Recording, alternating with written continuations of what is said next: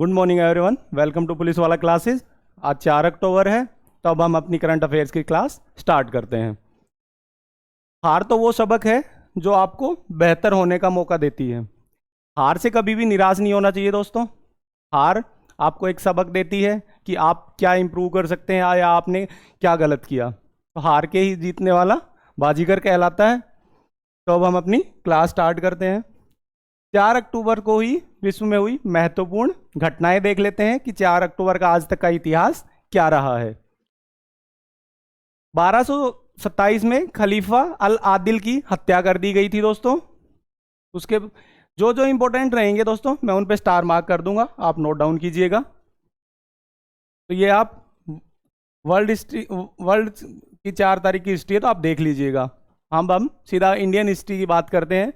1977 में भारत के विदेश मंत्री श्री अटल बिहारी वाजपेयी ने संयुक्त राष्ट्र की महासभा की बैठक में हिंदी में भाषण दिया था। यह हिंदी में दिया गया पहला संबोधन था। इंपॉर्टेंट है, याद रखिएगा। भारत के पूर्व प्रधानमंत्री इंदिरा गांधी को राजनीतिक भ्रष्टाचार के कारण गिरफ्तार किया गया था। 16 घंटे के पुलिस हिरासत में रहने के बाद उन्हें रिहा कर दिया गया था।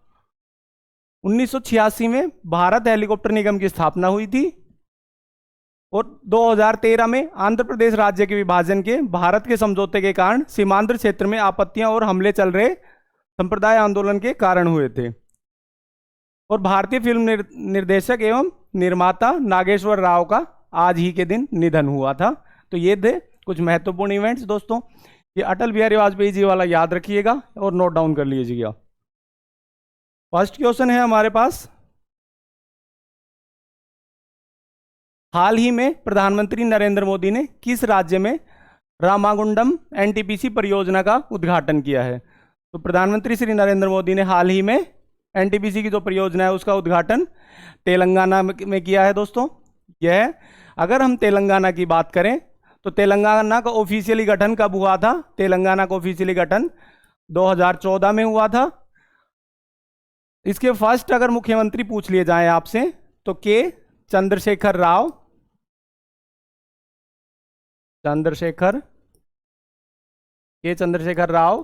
फर्स्ट मुख्यमंत्री हैं थे वहां के, और अभी भी के चंद्रशेखर राव ही वहां के मुख्यमंत्री हैं। इनका भी आंध्र प्रदेश से अलग करके इसको बनाया गया था। और अगर हम लोकसभा सीटों की बात करें,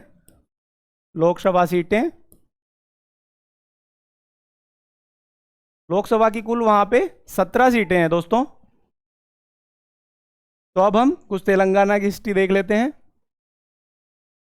पेड्डापल्ली में स्थित 2600 मेगावाट का ताप विद्युत संयंत्र की श्री नरेंद्र मोदी ने अभी उद्घाटन किया है। वर्तमान में यह दक्षिण भारत का सबसे बड़ा विद्युत संयंत्र है। भारत के प्रथम ISO 14001 प्रमाणित सुपर थर्मल पावर स्टेशन है यह। 3 अक्टूबर को पीएम ने 800 मेगावाट की इस परियोजना का शुभारंभ किया। यह एक कोल आधारित संयंत्र है। यह किसका संयंत्र है? यह एक एनटीपीसी के द्वारा संचालित संयंत्र है। अगर हम बात करें एनटीपीसी की, तो एनटीपीसी क्या है? National thermal power plant corporation NTPC है दोस्तों। एनटीपीसी की स्थापना 1975 में की गई थी। इसका मुख्यालय दिल्ली में है। अगर चेयरमैन की बात करें तो गुरदीप सिंह इसके चेयरमैन हैं। यह कोल आधारित 15 संयंत्रों को संचालित करता है, हाइड्रो के 3 और तरल ईंधन के 7। तो ये थे कुछ इसके महत्वपूर्ण इससे रिलेटेड क्वेश्चंस। नेक्स्ट क्वेश्चन है, भारत के बाहर दुनिया के सबसे बड़े हिंदू मंदिर का उद्घाटन कहाँ पे किया गया है? तो यह है भारत के बाहर दुनिया के सबसे बड़े हिंदू मंदिर का उद्घाटन दोस्तों अमेरिका के न्यू जर्सी में किया गया है। ये उसकी फोटोज हैं। अगर हम डिटेल्स देखें इसकी, तो अमेरिका के न्यू जर्सी में स्वामी नारायण मंदिर का उद्घाटन कब किया जाएगा? 8 अक्टूबर को किया जाएगा। यह विदेश में स्थापित होने वाला सबसे बड़ा मंदिर होगा। इसका निर्माण लगभग 12 वर्षों में पूरा हुआ है। अगर हम क्षेत्रफल के एरिया की बात करें तो यह 183 एकड़ में फैला हुआ है। दुनिया का पहला हिंदू मंदिर कौन सा था सबसे बड़ा? अंकोरावाट है। यह कंबोडिया में है, ये याद रख लीजिएगा दोस्तों। 12वीं सदी में बना यह मंदिर 500 एकड़ में फैला हुआ है। यूनेस्को की विश्व धरोहर सूची में भी यह शामिल है। कौन सा? कंबोडिया का अंकोरावाट मंदिर। नेक्स्ट क्वेश्चन है, हाल ही में किस राज्य में भारत पाक सीमा पर सांचू पोस्ट सीमा द्वार का उद्घाटन किया गया है? तो जो सांचू पोस्ट है दोस्तों, उसका उद्घाटन राजस्थान में किया गया है। ये है दोस्तों सांचू पोस्ट। अगर हम बात करें इसकी डिटेल्स की, तो बीएसएफ की सांचू पोस्ट पर टूरिज्म डेस्टिनेशन बनाया जा रहा है एक। यहाँ एक छोटा वॉर म्यूजियम भी बनाया जाएगा, ये थोड़ा इंपॉर्टेंट हो जाता है, वॉर म्यूजियम है दोस्तों, ठीक है। भारत पाक के बीच 1965-1971 के युद्ध का वृतांत पत्थर यहाँ पे गढ़ा गया है। एक बड़े हॉल में युद्ध की डॉक्यूमेंट्री भी दिखाई जाएगी इसमें। बीएसएफ की स्थापना कब हुई थी दोस्तों? क्योंकि ये बीएसएफ का पोस्ट था, तो इसलिए बीएसएफ की हम कुछ डिटेल्स देख लेते। बीएसएफ की स्थापना 1 दिसंबर 1965 को हुई थी। अगर बीएसएफ के मुख्यालय की बात की जाए तो बीएसएफ का मुख्यालय नई दिल्ली में है। और अगर बीएसएफ के आदर्श वाक्य की बात की जाए तो बीएसएफ का आदर्श वाक्य है जीवन पर्यंत कर्तव्य। थोड़ा ध्यान रखिएगा दोस्तों। अगर हम फिलहाल के महानिदेशक की बात करें, अगर बीएसएफ के महानिदेशक नितिन अग्रवाल हैं, और अगर प्रथम महानिदेशक की बात करें तो केएफ रुस्तम इनके प्रथम महानिदेशक थे। नेक्स्ट क्वेश्चन है, वंदे भारत एक्सप्रेस को चलाने वाली एशिया की पहली महिला लोको पायलट कौन है? वंदे भारत दोस्तों स्वदेशी निर्मित एक ट्रेन है जिनमें एक लग्जरी फैसिलिटीज़ हैं और आम आदमी के लिए लग्जरी फैसिलिटीज़ अवेलेबल करवाने की गवर्नमेंट के द्वारा एक प्रयास है। तो इसको चलाने वाली एशिया की पहली महिला पायलट कौन है दोस्तों? इसकी पहली महिला पायलट है सुरेखा यादव। पटना हावड़ा के बीच चलने वाली पहली वंदे भारत एक्सप्रेस की चालक सुरेखा यादव थी। कहाँ से कहाँ तक चली थी जिसको सुरेखा यादव ने चलाई? पटना से हावड़ा के मध्य चली थी यह ट्रेन। इससे पहले उन्होंने सोलापुर से मुंबई छत्रपति शिवाजी टर्मिनल तक यह ट्रेन चलाई थी। वंदे भारत का ट्रेन का अगर निर्माण की बात करें तो वंदे भारत ट्रेन का निर्माण 2019 में किया गया था। यह एक स्वदेशी ट्रेन है। यह पहली बिना इंजन की ट्रेन भी है। इसकी अधिकतम गति की बात करें हम अगर, तो इसकी अधिकतम गति 160 किलोमीटर पर आवर है। नेक्स्ट क्वेश्चन है, भारत का पहला केबल आधारित पुल कहाँ बनाया जा रहा है? भारत का पहला केबल आधारित, इंपॉर्टेंट क्वेश्चन है दोस्तों, याद रखिएगा। तो भारत का पहला केबल आधारित पुल उत्तराखंड में, जम्मू कश्मीर में बनाया जा रहा है दोस्तों। यह पुल श्रीनगर बारामूला रेल लिंक का हिस्सा है। इस पर 100 किलोमीटर प्रति घंटे की रफ्तार से ट्रेन की आवाजाही संभव होगी। अगर हम बात करें इस ट्रेन की, तो यह कुल 653 किलोमीटर लंबा कुल केबल इसमें 98 है। भारतीय रेल की स्थापना की अगर हम बात करें तो भारतीय रेल की स्थापना 16 अप्रैल 1853 को की गई थी। मुख्यालय अगर रेलवे का हम बात करें तो मुख्यालय रेलवे का नई दिल्ली है और रेलवे बोर्ड के अध्यक्ष फिलहाल जया वर्मा सिन्हा है। अगर हम बात करें रेल मंत्री की तो रेल मंत्री हैं श्री अश्विनी वैष्णव और प्रभाग भारत रेलवे में कुल 17 रेलवे जोन्स हैं अभी। नेक्स्ट क्वेश्चन है, प्रतिवर्ष विश्व पर्यावरण दिवस कब मनाया जाता है? इंपॉर्टेंट क्वेश्चन है दोस्तों। पर्यावरण से रिलेटेड जो भी क्वेश्चंस रहेंगे इंपॉर्टेंट रहेंगे। तो अक्टूबर के पहले सोमवार को पर्यावरण दिवस मनाया जाता है। अक्टूबर के पहले सोमवार, प्रतिवर्ष अक्टूबर के सोमवार को विश्व पर्यावरण दिवस मनाया जाता है। 1985 में संयुक्त राष्ट्र द्वारा अक्टूबर के पहले सोमवार को पर्यावरण दिवस के रूप में नामित किया गया था। तो फर्स्ट टाइम पर्यावरण दिवस कब मनाया गया था? तो फर्स्ट टाइम पर्यावरण दिवस 1985 में मनाया गया था। इस वर्ष विश्व पर्यावरण दिवस समारोह का मेजबान कौन सा देश है? अजरबैजान इस साल पर्यावरण दिवस का मेजबान देश है। विश्व पर्यावरण दिवस 2023 की थीम काफ़ी इंपॉर्टेंट रहेगी, याद रखिएगा दोस्तों। थीम्स काफ़ी बार पूछी जाती हैं। लचीली शहरी अर्थव्यवस्थाएं, ये इस 2023 के पर्यावरण दिवस की थीम है। विकास और पुनर्प्राप्ति के चालक के रूप में, तो ये इसकी थीम है दोस्तों।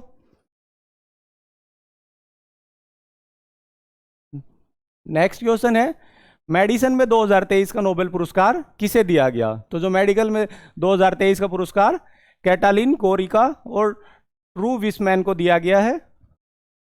अगर हम इसकी डिटेल्स की बात करें तो हंगेरियन अमेरिकन बायोकेमिस्ट कैटलिक कोरिका और अमेरिकन चिकित्सक वैज्ञानिक ट्रू वेस्टमैन को हाल ही में कोविड-19 के टीकों में इस्तेमाल की जाने वाली संशोधित मैसेंजर आरएनए तकनीक विकसित करने के लिए मेडिसिन में 2023 का नोबेल पुरस्कार से सम्मानित किया गया। क्वेश्चन ये आ सकता है दोस्तों कि इन्हें नोबेल पुरस्कार किसके लिए दिया गया है, तो आपका आंसर क्या रहेगा? कोविड-19 टीकों में इस्तेमाल की जाने वाली संशोधित मैसेंजर आरएनए तकनीक विकसित करने के लिए इन्हें चिकित्सा में नोबेल पुरस्कार से सम्मानित किया गया है।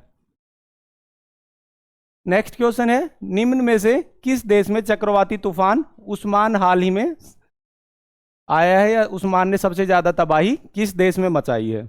ये है तूफान के फोटोग्राफ्स दोस्तों। तो यह तूफान फिलीपींस में आया है दोस्तों। राइट आंसर होगा इसका फिलीपींस। फिलीपींस की अगर राजधानी की बात करें तो फिलीपींस की राजधानी है मनीला, और वहां की मुद्रा की बात करें हम तो पेसो वहां की मुद्रा है। और अगर राष्ट्रपति पूछा जाए आपसे फिलीपींस का तो रोड्रिगो दुर्तंते वहां के राष्ट्रपति हैं। हाल ही में यस बैंक ने किसे थोक बैंकिंग का देश में प्रमुख नियुक्त किया है? तो यह किसे नियुक्त किया गया है दोस्तों? अगर हम बात करें यस बैंक की, तो यस बैंक की स्थापना 2004 में राणा ब्रदर्स के द्वारा की गई थी। बाद में इन्हीं राणा ब्रदर्स फिर 2021 के आसपास बहुत बड़ी धोखाधड़ी के आरोप लगे थे और इन्हें गिरफ्तार भी किया गया था। तो इसके संस्थापक हैं राणा कपूर और अशोक कपूर। एक भारतीय निजी बैंक है यह। अब इनके सीईओ प्रशांत कुमार हैं। अगर अध्यक्ष की बात करें तो सुनील मेहता यस बैंक के अध्यक्ष हैं और मुख्यालय यस बैंक का मुंबई में इसका मुख्यालय है। तो Manish Jain is the right answer. Next question है, हाल ही में किस राज्य सरकार ने रोपवे के लिए पोमा ग्रुप के साथ 2000 करोड़ रुपए का समझौता किया है? तो यह समझौता दोस्तों उत्तराखंड गवर्नमेंट के द्वारा किया गया है। किसके साथ? पोमा ग्रुप के साथ 2000 करोड़ रुपए का समझौता हुआ है। यह समझौता लंदन में हुआ है। हरिद्वार समेत कई धार्मिक एवं पर्यटक स्थलों में रोपवे के लिए तकनीकी सहयोग में इसमें निवेश किया जाएगा। अगर हम बात करें उत्तराखंड के मुख्यमंत्री तो उत्तराखंड के मुख्यमंत्री पुष्कर सिंह धामी हैं। उत्तराखंड में हरेला पर्व 2023 हाल ही में शुरू हुआ है। उत्तराखंड सरकार ने लोकतंत्र सेनानी मानदेय 16,000 से बढ़ाकर 20,000 रुपये कर दिया है। नेक्स्ट क्वेश्चन है, हाल ही में किसने 2023 के लिए कांतार ब्रांड शीर्ष 75 में मूल्यवान भारतीय ब्रांड रिपोर्ट में अपना शीर्ष स्थान बरकरार रखा है? तो आपको फोटो देख के समझ गए होंगे दोस्तों। टाटा कंसल्टेंसी सर्विसेज ने अपना शीर्ष स्थान भारतीय ब्रांड का कंटिन्यू किया है। टाटा कंसल्टेंसी सर्विस ने 2023 के लिए कांतार ब्रांड शीर्ष 75 में अपने मूल्यवान भारतीय ब्रांड की रिपोर्ट में शीर्ष स्थान बरकरार रखा है। टाटा कंसल्टेंसी सर्विसेज की ब्रांड वैल्यू 43 अरब डॉलर है। भारत के शीर्ष 75 ब्रांडों में संयुक्त ब्रांड मूल्य 379 बिलियन डॉलर है। HDFC बैंक, इन्फोसिस, एयरटेल और भारतीय स्टेट बैंक क्रम से शीर्ष 5 स्थानों में सम्मिलित अन्य भारतीय ब्रांड हैं। नेक्स्ट क्वेश्चन है, 19वें एशियाई खेलों में कितने मीटर स्पीड स्केटिंग मुकाबलों में भारतीय टीम ने कांस्य पदक अपने नाम किया है? तो ये तो स्केटिंग मुकाबलों में भारतीय टीम ने कौन सा पदक जीता, ये भी इंपॉर्टेंट क्वेश्चन बनता है।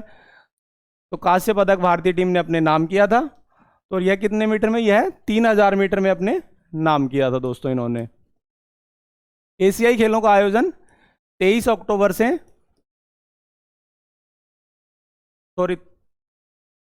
सितंबर से 8 अक्टूबर के बीच में किया जा रहा है। कहाँ पे?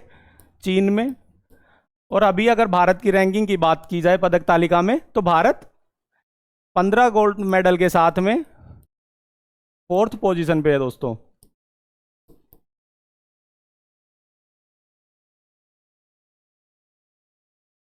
नेक्स्ट क्वेश्चन है, सुब्रतो कप अंडर 14 टूर्नामेंट के 62वें संस्करण का आयोजन कहां पे किया जाएगा? तो सुब्रतो कप किससे संबंधित है? सुब्रतो कप फुटबॉल से संबंधित है दोस्तों। तो इसके अंडर 14 का आयोजन बेंगलुरु में किया जाएगा।